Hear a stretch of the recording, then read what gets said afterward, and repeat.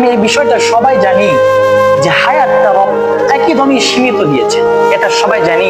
মৃত্যু আমাদের নির্ধারিত, এটাও আমরা জানি, কিন্তু কখন মৃত্যু হবে এটা কখনো বলতে পারবো না। কখন ঘন্টা হবে আজরাইল আলাইহিস সালাম মালাকুল মউত কখন আমি আপনার সামনে উপস্থিত হবে কোশ্চিন কালো কেউ কখনো বলতে পারবো না, হঠাৎ মৃত্যু হয়ে যাবে।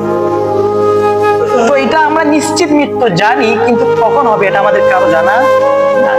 তবে মৃত্যুর পরে আমাদের হালাতটা কেমন, আমি আপনি জানি মৃত্যু আমাদের হবে, মৃত্যু নিশ্চিত, কিন্তু মৃত্যুর জন্য আমাদের কিছু করতে হবে এই জিনিসটা আমাদের একদমই না।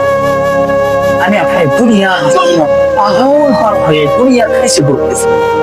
আমি বারবার একই কথা আমাদের মাঝে হয়তো বলছি যে মৃত্যু নিশ্চিত, আমি আপনি জানি, কিন্তু মৃত্যুর জন্য আমি আপনার কি করবো? মুরব্বী যারা আছেন, যুবক ভাইরা আছেন, সবাই নিজেদের একটু বিবেক দিয়ে চিন্তা করেন না।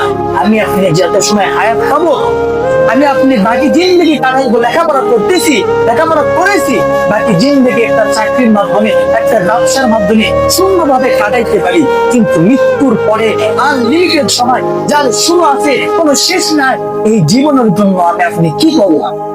একটু নিজের বিবেক দিচ্ছি, জবাব দিতে পারবো?